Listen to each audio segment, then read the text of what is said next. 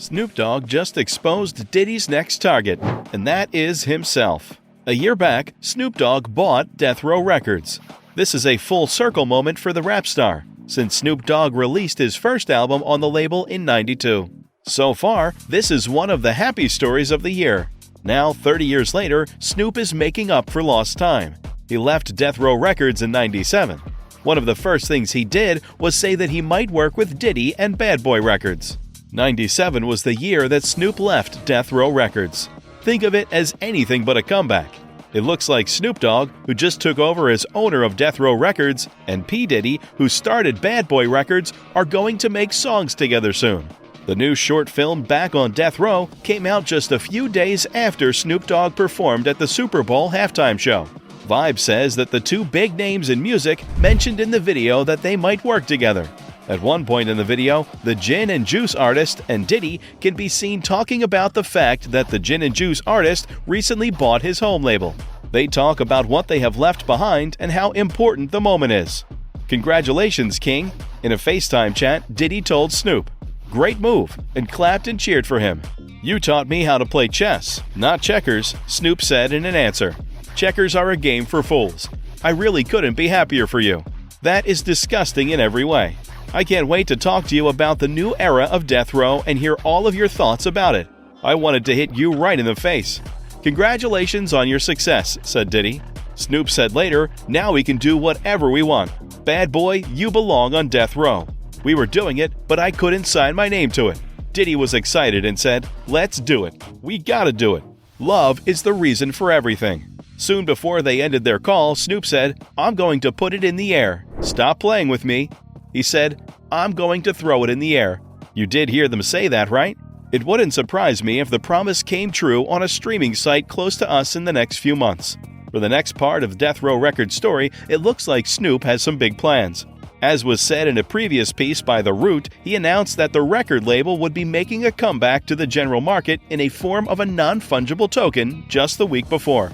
NFT will be the record company for Death Row. Snoop said that they would be putting out songs in different ways all over the metaverse. "Just like when we were the first independent label to sign with a major, we made waves in the industry.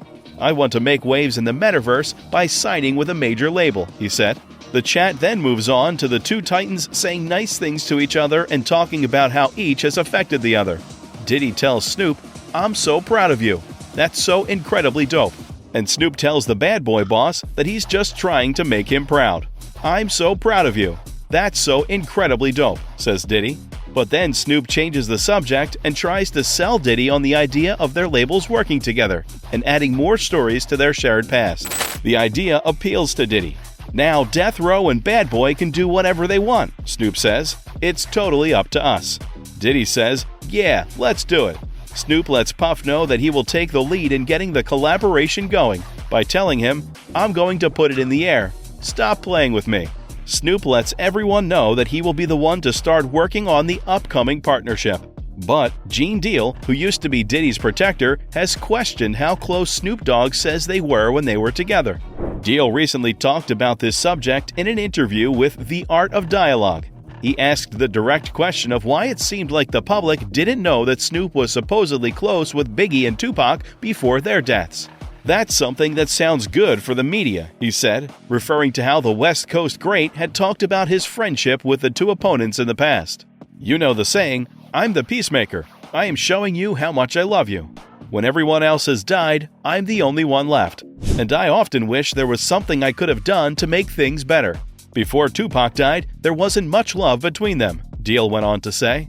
Is it true that Snoop never found Big while he was in California for 3 or 4 weeks? They didn't smoke anything together because Snoop didn't show up. Snoop didn't show up and he didn't give him any food. But didn't a lot of love exist? Come on, fella. Snoop Dogg has said many times in the years since Notorious B.I.G. died in '97 to show his respect for the Brooklyn legend who went by the name Notorious B.I.G. In an interview with the Rap Radar podcast in 2018, the Dogg father talked about the time they spent together after Tupac died. Biggie told everyone at this time how much the death of his old friend Tupac had hurt him. The Dogg father said that Biggie was crying for the first time at this moment. After a shooting happened in Brooklyn, where the Dog Pound was making the video for the song NYNY, the group got together to talk about it. Snoop remembered that even though they thought Biggie was to blame, they never did anything against him or his crew because the East Coast and West Coast were already at odds with each other. But at some point after Pac's death, he met up with Biggie in Atlanta, and the two of them came to an agreement about how they related. "It's just me and him, one-on-one," Snoop Dogg said in the past. And he told me all about how much he loved Tupac and how he didn't want to die. And many of the things he said and did were totally wrong. Simply put, he was being a man when he apologized to me. He said, "I never told him off for what he did, so I'm just trying to figure out what he did." That wasn't a movie with Tupac in it. It was a video with Dog Pound in it. We started getting shot at, and the first shot came from his direction. But since no one was hurt, we chose to leave it alone. So because he told me he was very sorry, our friendship is back on track. Gene Deal replied that he wasn't in Atlanta when the claimed conversion happened, so he couldn't confirm its authenticity and couldn't say if it really happened or not. Still, he said that it was strange that Snoop Dogg said he had spent time with Big in another place when he had never seen Big in Los Angeles, and that this was another red flag. Deal said, "I can see you in Atlanta, but I can't see you in California, in my own hometown?" "I can see you in Atlanta?" Deal said next. "Huh? I can go to your Atlanta hotel room by myself because I'm such a gangster, but I can't see you in California? Is that right? All right." Deal talked to the art of the dialogue about more than just Snoop Dogg when he talked about the early days of hip-hop. During a different part of the interview that came out the week before, Deal again put to rest the story that Diddy's former security guard, Wolf, killed Big Jake. Wolf has since died. Suge Knight was close with Big Jake, who was also his bodyguard. The thing that led to the shooting happened in Atlanta, where Jermaine Dupri was having a birthday party at the time. In previous interviews, the producer said that Wolf was the one who shot and killed Jake.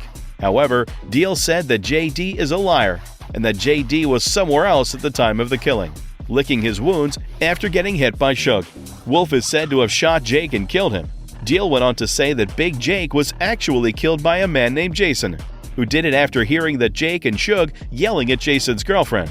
Kirk Burroughs, who used to work with Diddy, filed a case against him in 2003, saying that Diddy had agreed to Jake's death in 1995. The suit also said that a local sheriff, who later died in a car accident, said that Wolf was the person who shot him. Both of these accusations were made during the court case. Wolf or anyone else who helped kill Big Jake, though, was never really charged for their part in the crime. Thanks for watching this video.